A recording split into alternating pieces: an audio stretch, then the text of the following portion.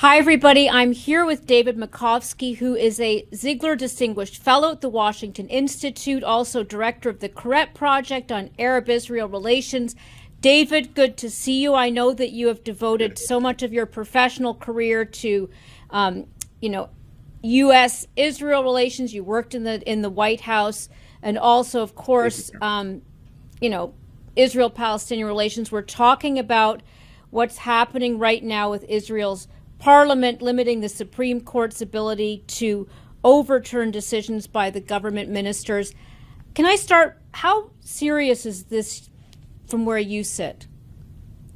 I think it's a pretty big deal because, as an American, we're used to many layers of protection. We have a Constitution, we have a Bill of Rights, we have term limits, we have two houses of Congress, and we have the ability, if we want to change a Constitution, that 38 states, I believe, have to vote on changing a comma into any amendment.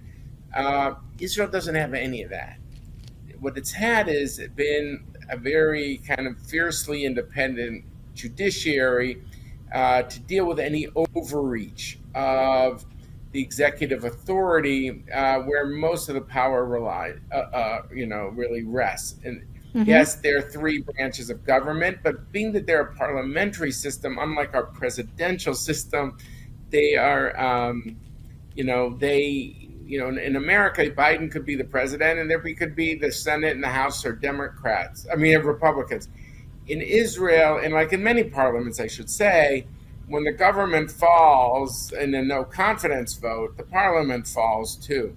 Almost all the legislation really comes from the executive. So the judiciary is I would say, the main bulwark against the monopoly of power by the executive.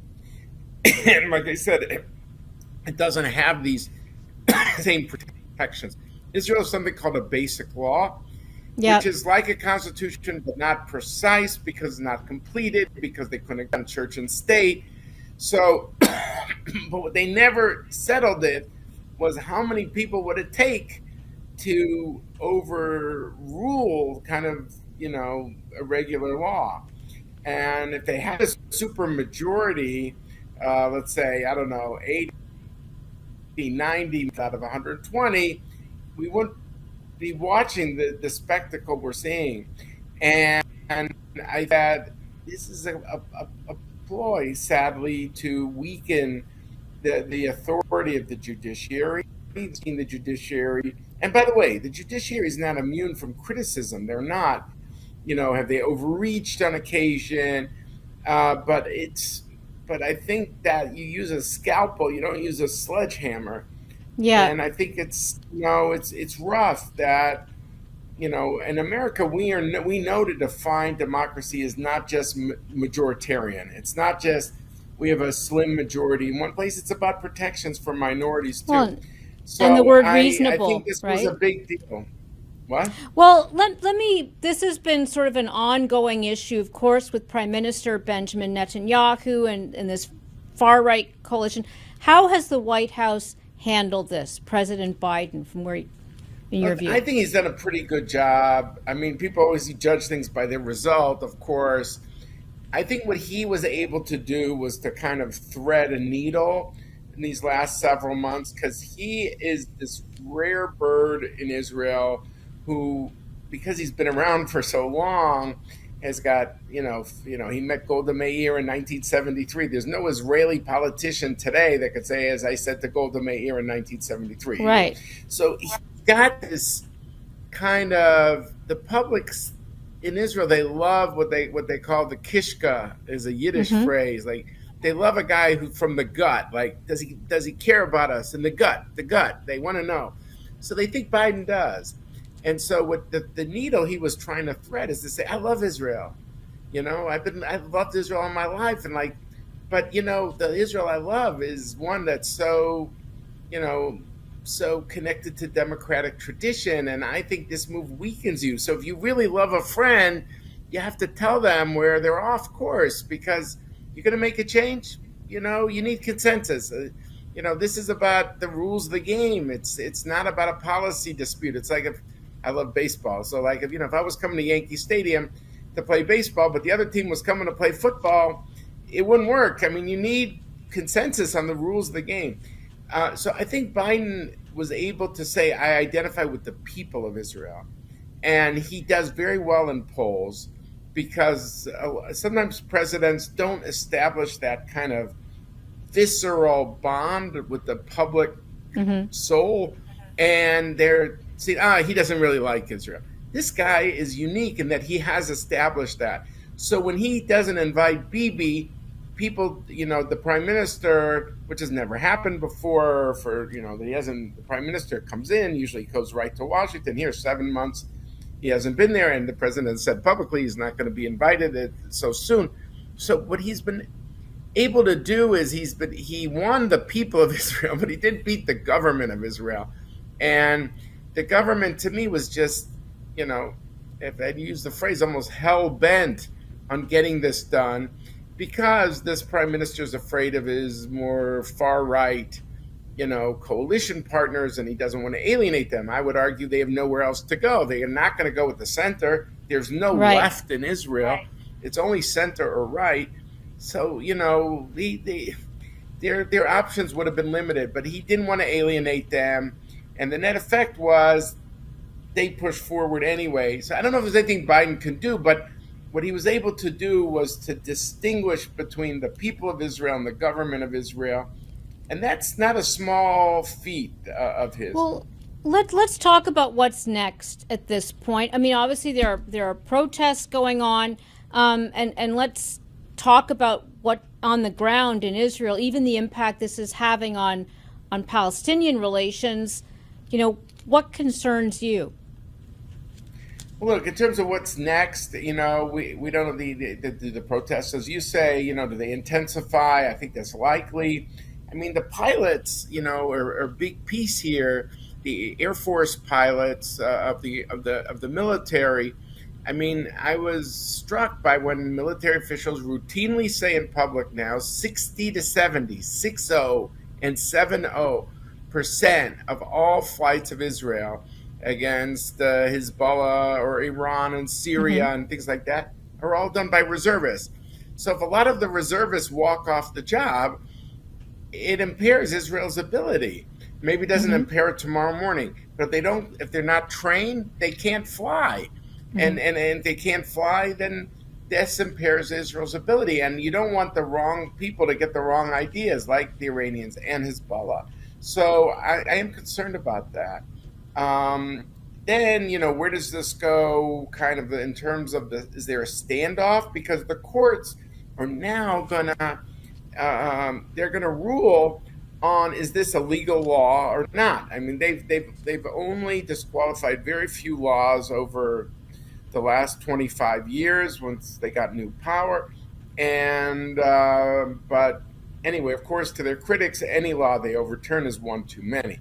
So will there be a constitutional standoff or a basic law standoff where the courts say, hey, this was an overreach by the Knesset, and we're disqualifying this law? And then what does the police do? What does the army do? What does the Shin Bet do? What does the Mossad do? Israel's intelligence agencies. Yeah. Like, who do they listen to? Do they listen to the courts? Do they listen to the government? It's uncharted waters. We just really don't know. Well, so the next couple months until this becomes clarified, till the court rules, it's just a mess, and we don't know. Now, this brings me back to the president, and it gets to a key point. What does the United States do? Because I believe what the president said. Look, U.S.-Israel security cooperation is ironclad, and anything with that security thing I want to mess with at all, and that's his brand. And every, whether you like President Obama or you didn't like him, he always said security is above policy difference. So I tend to believe that, but there's a gray zone here, and the gray zone is that this president, and this is I think a fascinating thing. And we've been focused on the war in Ukraine and China, so this isn't kind of under the radar a bit. But this administration, I think, truly would like to see a breakthrough with Saudi Arabia in the first quarter of 2024. Now, some would say, oh, this is all for politics. He's going an election year. It could be, but it also could be that given all the talk of China and Iran and Saudi Arabia drawing closer, that this is a refutation of that. That, you think that you guys are getting closer at America's expense, and America's leaving a vacuum in the Middle East because America is pivoting towards China. I'm here to Mm-hmm. tell you the Biden administration is going to, move towards a U.S. Saudi defense treaty, or I mean, something very ambitious. And part of that is also going to be a historic Saudi Israeli normalization. And that's like, wow, that is a earth shattering thing. It would be like, maybe bringing Google and Microsoft into one. So I does would, he I pull would, back from that? Does he yeah. pull back and say, listen, I'm mad at you, BB. That wasn't cool what you did, and I don't have to do this. I'm doing this because I know this is a huge legacy issue for you. It's a legacy issue for me, but I'm doing it because it's good for everybody.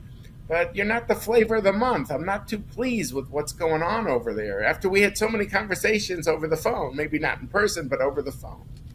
I would think the Saudis are not too pleased either about this. Is that fair to say? I mean, I Oh, yeah. am I'm very.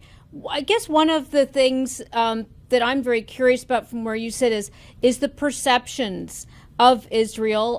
I know that President Trump also, considered himself to be a strong supporter of Israel. Does it really matter who's in power with the current dynamic that we're seeing? Well, I mean, look, I think, each one, Israel likes it when leaders in both countries say that they're friends of Israel.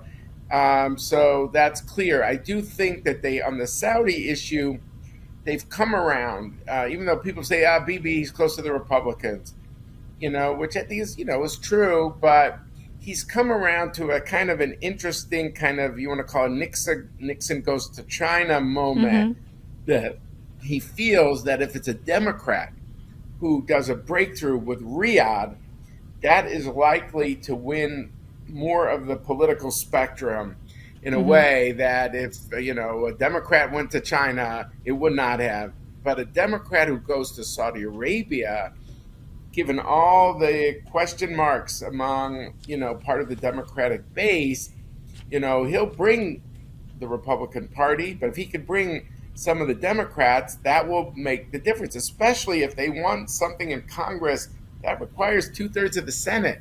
It might Mm-hmm. seem very ambitious, but I think they want to try.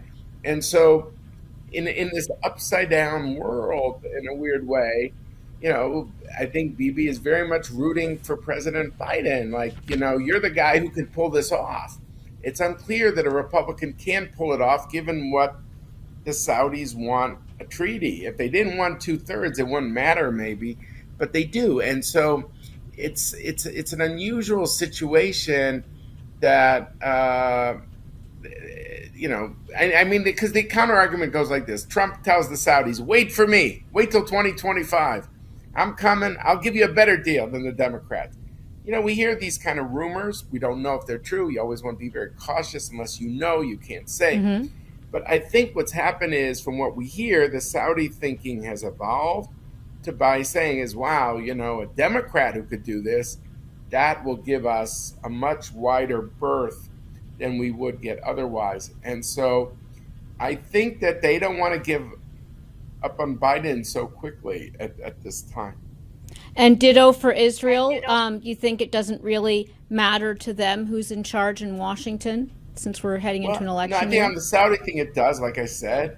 I think on other things, they, their strength is in the U.S. Israel relationship has been this sense of bipartisanship, and they're worried when they hear that on the Democratic side that there are progressives that are not friendly to them. That gets them nervous, and in certain ways, it heightens Biden's leverage because he's viewed as, you don't want someone to be like he's the last Zionist, Right. and he's of older school. So so long as he's president, I think Israel is more relaxed, but they wonder what will follow him, and that's why it's an unusual situation. While that they count on this president to kind of bring his party together, and they don't have the same fears, I would say, on the Republican side. So let me bring this back to end to the domestic situation going on in Israel right now. Is this sort of a piecemeal approach that the prime minister is taking? Will there be more that you're watching for, that on your radar you would put on ours? Right. Yeah, no, it's a huge question that you're asking. We don't know the exact answer. The Knesset is going into a 3-month summer recess at the end of this week. So you got to allow time for things to cool off, but we don't know if it will. And like I said, we don't know how the courts will rule. So, but your point is the right one, which is, okay, let's assume, what about if the Knesset reconvenes in the fall? Is Justice Minister Levine, does he got more to go here to weaken, the judiciary's independence? And I think he does. And here it gets back to the prime minister. Leadership counts. If he'd say enough already, enough, I want to go on to the stuff I care about, which is stopping the Iranian nuclear bomb and seeing if a breakthrough with Saudi Arabia is possible. Those are my two kind of regional agenda items that I really want to pursue. That's my legacy. That's my vision. And all this stuff is a distraction. So is he able to get a grip as the leader of his party to say, enough, okay, we made our point, that's it? Or is he not leading but being led by some of the more hardline elements who say, oh, it's very nice what you want to do, and of course we're with you, of course, but we just got a few more laws we want to pass. So does he assert his leadership, his authority? That has been a hallmark of Netanyahu in the past. And now people are wondering if that's still him. Is it a function of his age of 73? Is it a function of the corruption trials that he's been immersed in, that he's distracted? We don't know precisely, but we tend to think if Netanyahu had his druthers, he wouldn't be in the spot he is today. Yet he seems to have gone along with them because he doesn't want his government to fall apart. And political survival is seemingly above all. Of course, there's others who say, look, it's not that he's being led, he's leading. He's just leading in the way you don't want to hear because he has a corruption trial and he's trying to dilute the authority of the attorney general by making new appointments but without having any judicial oversight. Yeah. So that's a more nefarious kind of take on him. And we'll have to see as this unfolds, which interpretation is correct. I look forward to continuing the conversation. So thank you, as always, for joining us, David. Anytime, I'm always happy to be with you. So thank you for having me. Thanks.